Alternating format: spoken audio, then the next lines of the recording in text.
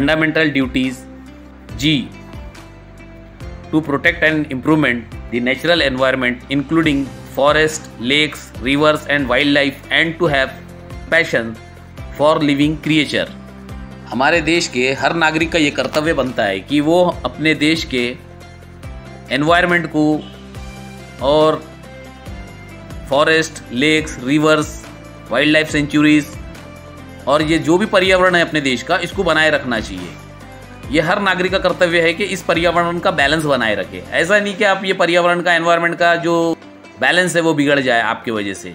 आपको जितने ज़्यादा से ज़्यादा हो सकते पेड़ लगाना चाहिए। यही हमारी हर नागरिक की ड्यूटी बनती है कि भाई आप उस चीज़ का हमेशा ध्यान रखें कि आप क्लीननेस बनाए रहे, वाटर का प्यूरिफिकेशन, और जो फॉरेस्ट रहते हैं उनको कटने ना दिया जाए। जो भी क्रिएचर्स है, बर्ड्स, एनिमल्स, वो सब एनिमल्स की भी हिफाजत होनी चाहिए।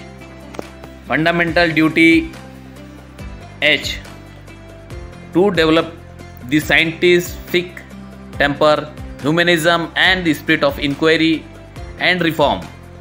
हमारे देश के जो साइंटिस्ट होते हैं और साइंटिफिक रिसर्चर्स से जो रिलेटेड प्रोफेसर्स होते हैं, इसके लेक्चरर्स होते हैं या कोई भी विद्यार्थी होता है, इससे जो भी रिलेटेड होता है, जैसे जो रिसर्चर्स होते हैं, उन लोगों को, ये देश के नागरिकों का ये प्रथम कर्तव्य बनता है कि उनको प्रमोट किया जाए और उनको तमाम इस तरह का एटमॉस्फेयर दिया जाए कि वो अच्छे से अच्छे तरीके से रिसर्च कर सके। और जिस तरीके से आज ग्लोबल कंपटीशन है, उसी तरीके से उस कंपटीशन में अपने देश के भी साइंटिस्ट, रिसर्चर्स, इनको प्रमोट करते रहना चाहिए ताकि ये भी उन लोगों से कॉम्पिटिट कर सके, दूसरे साइंटिस्टों से।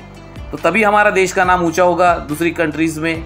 और ये देश का हर नागरिक का कर्तव्य बनता है कि साइंटिफिक रिसर्चर्स जो भी होते हुए ये ह्यूमन वैल्यूज़ को बढ़ाने के लिए करते होते हैं। तो इसलिए जो भी रिसर्चर्स होते हैं इनके लिए पूरी तरीके से फैसिलिटीज़ प्रोवाइड करना चाहिए, इनको हर तरीके का एनवायरनमेंट अवेलेबल करवाना चाहिए। यही हर नागरिक की ड्यूटी बनती है। ये एक फंडामेंटल ड्यूटीज़ है आपकी। Fundamental duties I. To safeguard public properties. ये भी एक हमारी फंडामेंटल ड्यूटी है कि हमें सेफ करना चाहिए देश की प्रॉपर्टीज़ को, और जो भी पब्लिक प्रॉपर्टीज़ होती है, जो भी देश की एसेट्स रहती है, उसको सेफ रखे। ऐसी प्रॉपर्टीज़ जो देश की प्रॉपर्टीज़ होती है उसको कोई नुकसान ना पहुँचे। ये तमाम एसेट्स जो देश के होते हैं वो आप लोगों के होते हैं, और ये जो भी इसका नुकसान होता है ये आपके द्वारा आपको पेड करना पड़ता है, ये पब्लिक को पेड करना पड़ता है। तो तमाम ये चीज़ें आप ये कोशिश करें, देश के हर नागरिक की कर्तव्य बनता है कि ये खुद कोई चीज़ को ना डिस्ट्रॉय करे किसी भी वायलेंस के द्वारा, और ये चीज़ों को प्रोटेक्ट करे। और fundamental duties J. To strive toward the excellence in all spheres of the individual and collective activities so that the national constant rise to higher level of endeavour and achievement. और हमें देश के उन हर लोगों को promote करते रहना चाहिए। ये देश के नागरिकों की ड्यूटी बनती है कि वो, जैसे कि भाई कोई लेक्चरर हो, टीचर हो, डॉक्टर्स हो, इंजीनियर्स हो, साइंटिस्ट हो, रिसर्चर्स हो, और या कोई भी ऐसी चीज़ हो जो देश की उन्नति में काम करती है, आपको उसकी हमेशा मदद करते रहना चाहिए और उनके कामों में हमेशा आपको सपोर्ट रहना चाहिए उसमें।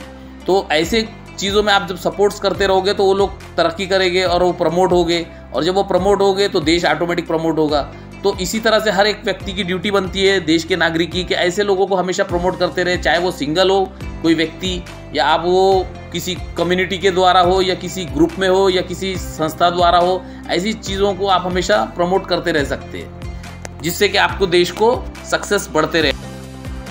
Fundamental duties K who is a parent और guardian to provide opportunity of education to his child or as the case may be ward between the age of 6 and 14 years। हमारे देश में जो भी बच्चे होते हैं जो 6 साल से लेके 14 ईयर्स तक होते हैं, उनकी जो एजुकेशन की जिम्मेदारी है उनके पेरेंट्स पे है।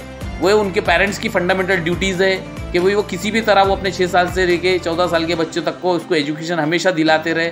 और कोई भी इसमें ऐसा नहीं है कि भाई आप उसको मिसिंग नहीं कर सकते।